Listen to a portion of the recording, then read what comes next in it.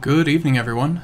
This is Henry Gambell with SimplerOptions.com, and in tonight's free video, I wanted to share a couple of ideas around Costco earnings. Now, Costco has already reported that was due out today after the close, but as you head into these moves, and of course earnings can be something that, you can have some pretty volatile moves around it, but what I wanted to speak to today was the biggest difference that I have found between unbalanced butterflies and iron butterflies, which may seem like a tricky concept, but once you understand the core part of it, I think you can see why they're a helpful addition to any trading plan. So when I was looking at Costco and through some various analysis, I decided that I wanted to play Costco to the short side.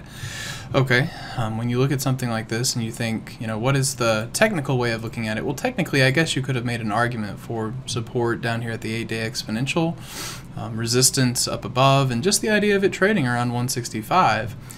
That's a fine way of looking at it, but when I come in and looked at this, I just said, I want to benefit if it opens up at 165, but then I'd also like to not have to worry about it if it falls apart. You can also see, of course, the structure of that spread is everything, where you take in a credit on the purchase of the butterfly, and then making the analysis come full circle, you can come in and look at your risk analysis graph. And this is what I like to see with any earnings trade, because how many times have you been in an earnings situation and it ends up going the way you thought it would, but to too extreme of a degree? Well, here, I didn't think that Costco was going to open up down this low, but with it down here at this level, I was still taking the credit received.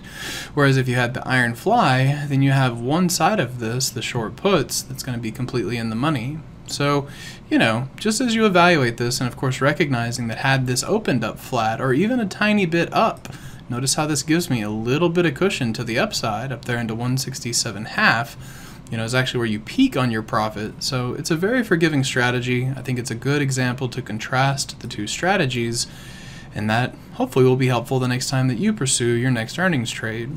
On the topic of earnings, I also wanted to make sure you guys knew about John's next free webinar, which is going to be Wednesday, October 11th at 7 p.m., where he goes over some of the strategies that he has been using and is going to use for the next run in his earnings series. So I hope you guys find that helpful. If you're looking forward to the webinar, I will see you there.